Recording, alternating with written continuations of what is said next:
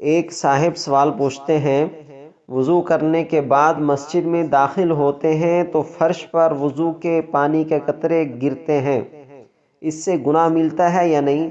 کیا یہ صحیح ہے کہ نماز کی جگہ پر پانی کے قطرے نہیں گرنے چاہیے؟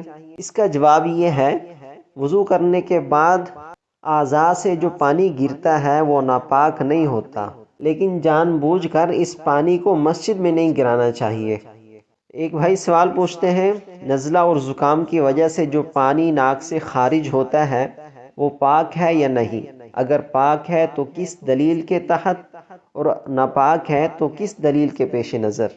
اس کا جواب یہ ہے، نزلہ اور زکام کی وجہ سے جو پانی ناک سے بہتا ہے وہ ناپاک نہیں ہے، کیونکہ یہ کسی زخم سے خارج نہیں ہوتا، نہ کسی زخم پر سے گزر کر آتا ہے، یہی وجہ ہے کہ اس سے وضو نہیں ٹوٹتا۔